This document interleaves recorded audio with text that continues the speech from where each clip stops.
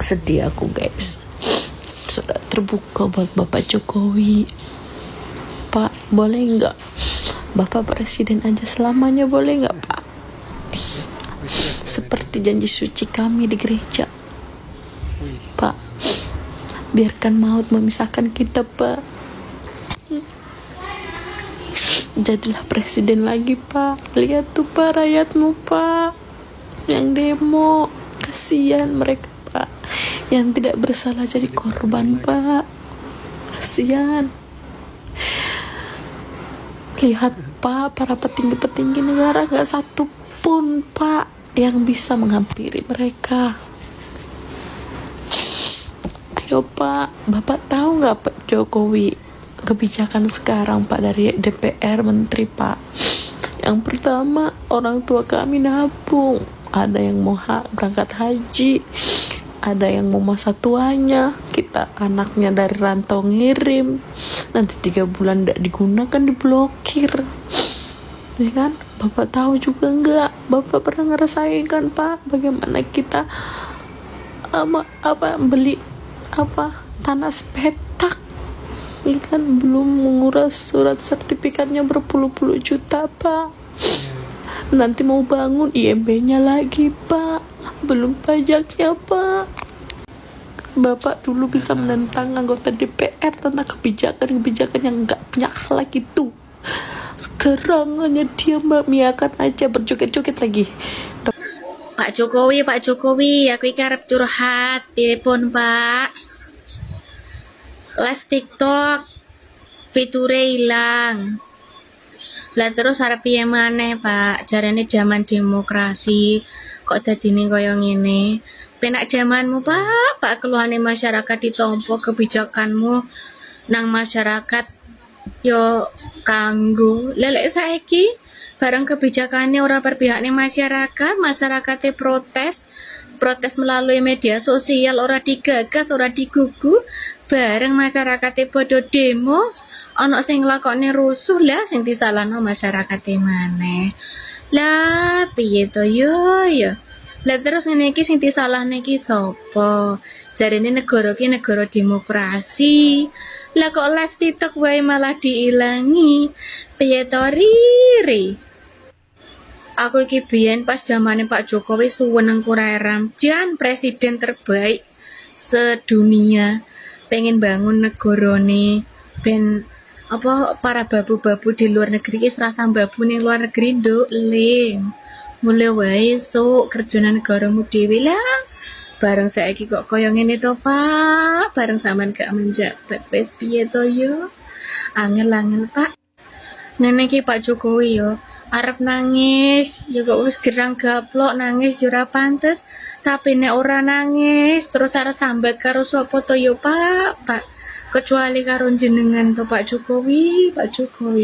Pripun to Pak? Ngene iki tulung to Pak, rakyate Pak. Di perbedaannya di era pemerintahan Pak Jokowi dengan Pak Prabowo adalah ya, waktu itu Pak Jokowi tidak pro dengan para pemerintahan, tapi Pak Jokowi waktu itu pro dengan rakyat.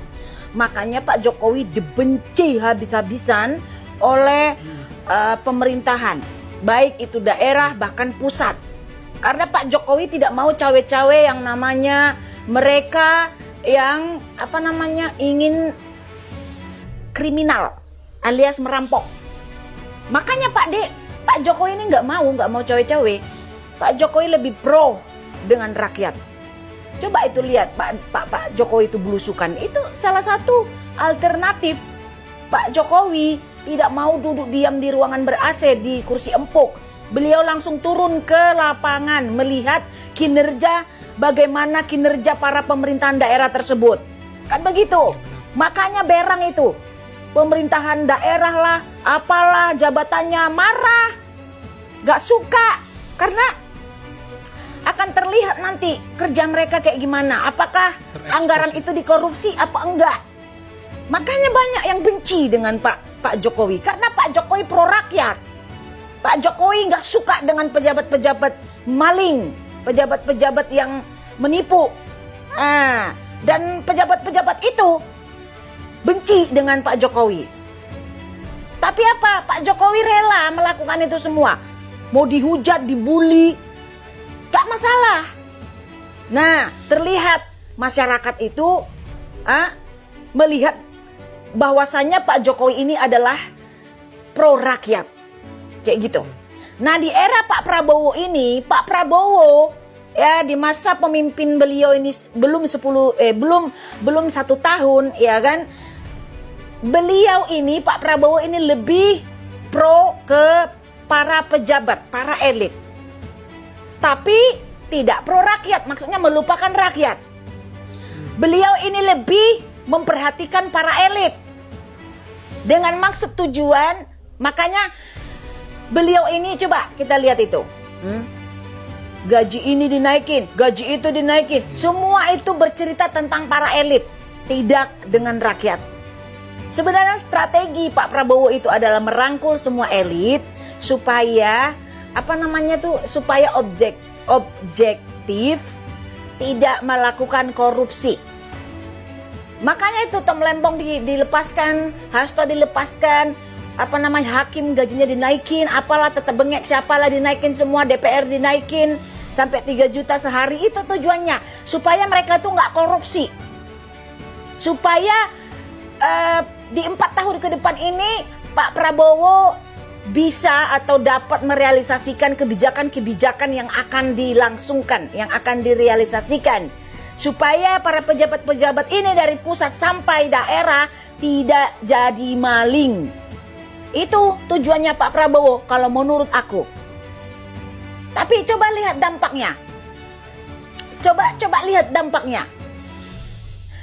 Apakah Pak Prabowo ini dengan merangkul atau memberikan gaji tinggi dengan kepada para pejabat-pejabat ini bisa dijamin mereka ini tidak korupsi?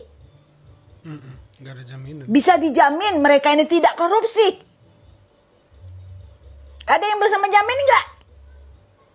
Gaji DPR dinaiki, gaji MPR dinaiki, gaji hakim dinaiki, gaji ini dinaiki, ini semua elit dinaikin gajinya dari uang rakyat. Dengan bermaksud supaya tidak korupsi di semua kebijakan-kebijakan Pak Prabowo yang akan direalisasikan. Apakah ada yang bisa menjamin? Aku rasa tidak akan ada yang bisa menjamin. Sedangkan pemerintah aja nggak ditakuti. Sedangkan Tuhan aja pun nggak ditakuti. Tuhan aja pun nggak ditakuti. Apalagi Pak Prabowo yang naikin gaji, ya senanglah mereka-mereka ini.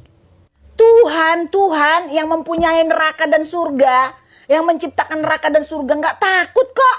Apalagi Pak Prabowo, seorang presiden yang nggak ditakuti. Ya seneng ini para elit ini gajinya dinaiki, plus nanti korupsi. Kayak gitu Pak.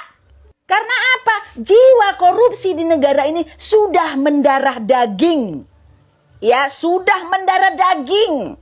Apapun ceritanya, korupsi sudah mendarah daging di negara ini. Jadi mau Pak Prabowo pun memperbaiki, memberikan gaji tinggi, dinaikin gaji mereka-mereka ini supaya mereka nggak korupsi. Jangankan Pak Prabowo, Tuhan aja pun tidak ditakutin Pak. Jadi Bapak siapa sebagai presiden bisa menjamin bahwasanya mereka-mereka ini tidak korupsi? Gak ada yang bisa menjamin Pak. Makanya rakyat itu berang, rakyat itu meradang. Kayak gitu Pak. Karena Bapak lebih mementingkan suara para elit ketimbang rakyat. Kayak gitu. Dengan maksud Bapak supaya para elit ini tidak korupsi. Padahal jangankan Bapak, Tuhan aja pun tidak ditakutin. Lalu Bapak siapa? Kan kayak gitu ceritanya Pak. Potong aja kupingku ini besok kalau ini terrealisasi. Kalau mereka-mereka ini tidak akan korupsi, itu tidak akan pernah terjadi Pak. Karena itu sudah mendarah daging di negara ini. Menarik ya teman-teman pernyataan para netizen cerdas yang sudah kita simak ya teman-teman. Dan saya mau sedikit menambahkan ya. Kalau isunya adalah biar nggak korupsi dengan menaikkan gaji, menurut saya kita mundur ya teman-teman, mundur jauh sekali ke belakang. Karena di era Pak Jokowi, isunya di tangan Pak Luhut salah satunya yang sering mengomentari OTT KPK, itu didorong untuk digitalisasi ya teman-teman. Budgeting juga ya teman-teman yang didorong. Karena apa?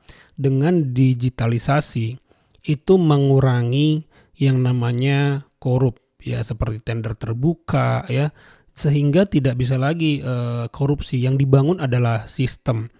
Kalau goalnya biar nggak korupsi, yang digerakkan adalah menaikkan gaji, ya sembari gaji ini naik, sebenarnya basic dasar pemikirannya itu kan biar nggak korupsi, padahal gaji yang sudah ada aja pun itu sudah lebih dari cukup, teman-teman. Jadi bukan dinaikkan gaji karena gajinya yang sekarang kurang, yang sekarang pun sudah berlebihan, tetapi dinaikkan lagi, ini kan menjadi sebuah kemewahan di tengah efisiensi.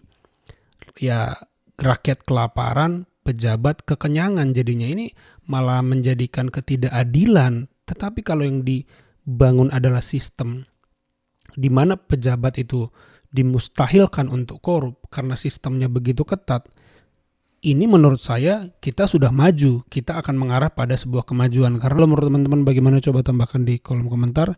Itu saja video kali ini, terima kasih yang sudah menyimak sampai selesai. Sampai jumpa di video saya selanjutnya.